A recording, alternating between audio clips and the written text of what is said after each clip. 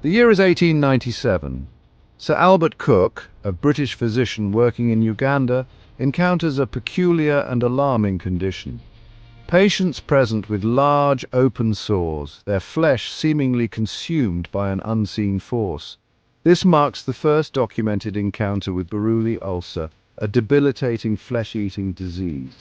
Over a century later, this silent scourge continues to plague communities across the globe, primarily in tropical and subtropical regions of Africa, but also in Australia, Asia, and South America. This disease, primarily affecting skin and sometimes bone, thrives in proximity to slow-moving water bodies. It often emerges in remote, resource-limited areas, preying on vulnerable populations with limited access to healthcare. The name Buruli itself originates from a district in Uganda where a significant outbreak occurred in 1961.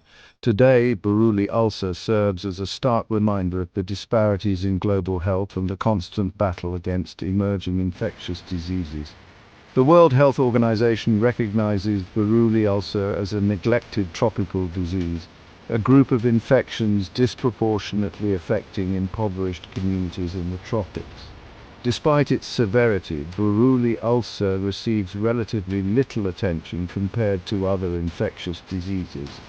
However, the insidious nature of this disease, coupled with its potential for long-term disfigurement and disability, demands greater global awareness and action.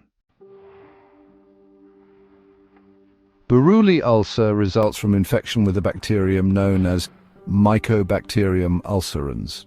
This bacterium belongs to the same family as those responsible for tuberculosis and leprosy, but it possesses a unique and sinister weapon, mycolactone. This toxin, secreted by ulcerans, holds the key to the disease's devastating effects. Mycolactone acts as a stealthy destroyer, infiltrating healthy tissue and dismantling it from within. It targets and destroys cells crucial for maintaining skin integrity and immune defense. Imagine a city under siege, its walls crumbling, its defenders neutralized. This is the scene mycolactone creates within the human body. As mycolactone wreaks havoc, it suppresses the body's natural immune response. This allows ulcerans to multiply and spread virtually unchecked, exacerbating tissue damage and hindering the healing process.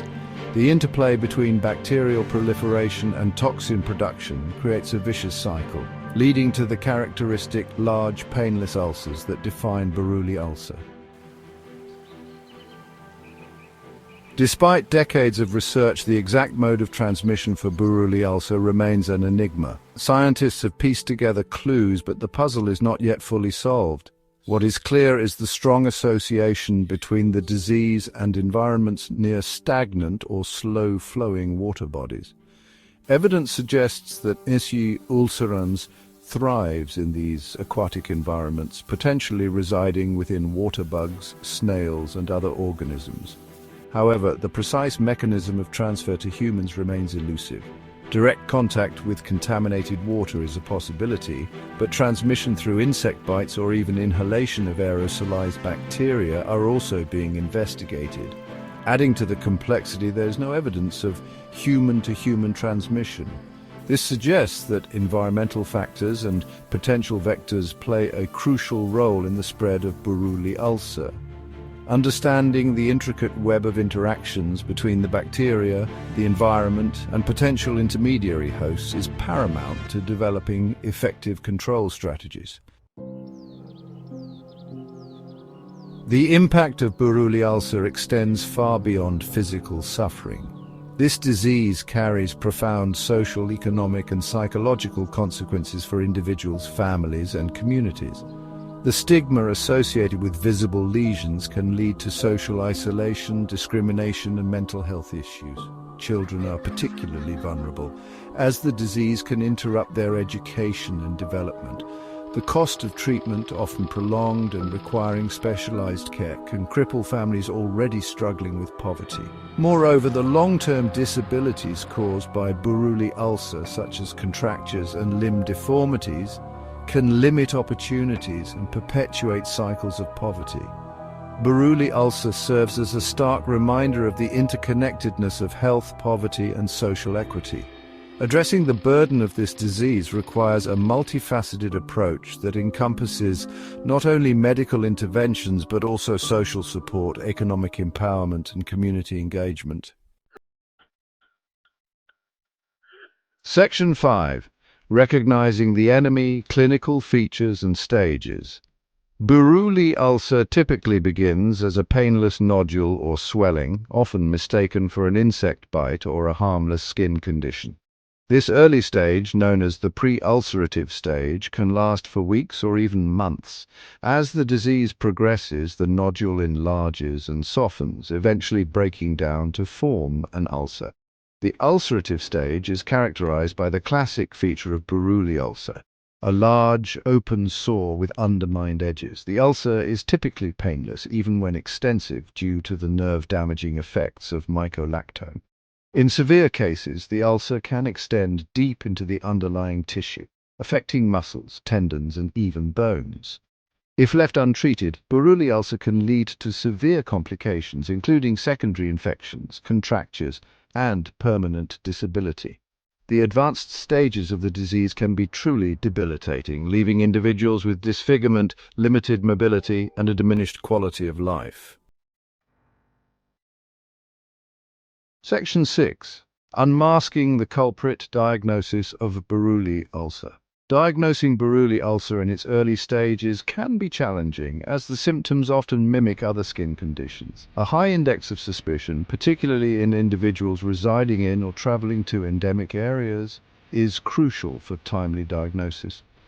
Clinical examination alone is often insufficient, and laboratory confirmation is essential.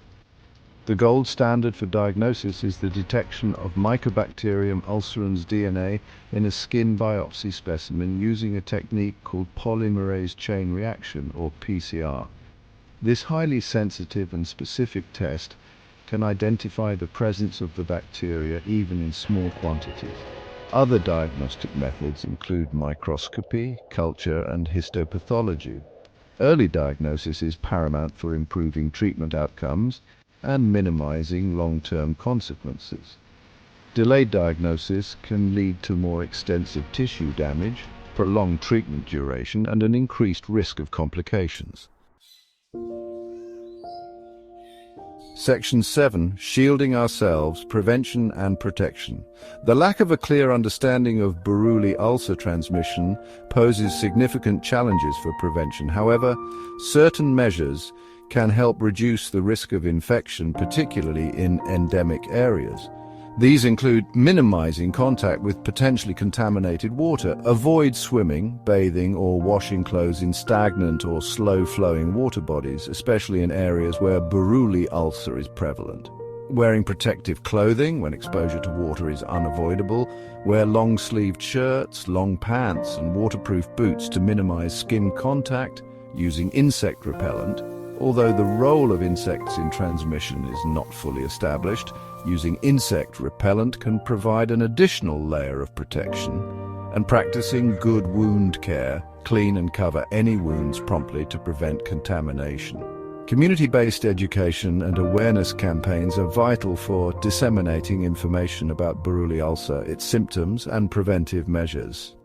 Empowering communities to protect themselves is a cornerstone of effective disease control. Section 8. A global threat, outbreaks and affected regions. Buruli ulcer is a global health concern with cases reported from over 30 countries worldwide. However, the majority of cases are concentrated in Western and Central Africa, with Côte d'Ivoire, Ghana and Benin bearing the brunt of the disease burden. Australia, particularly the southeastern region, has also witnessed a concerning increase in Buruli ulcer cases in recent years. Outbreaks of Buruli ulcer are often linked to environmental changes such as deforestation, dam construction and agricultural practices that alter water flow patterns.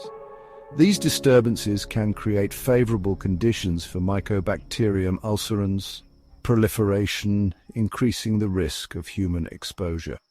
Climate change is also believed to play a role in the emergence and spread of Buruli ulcer.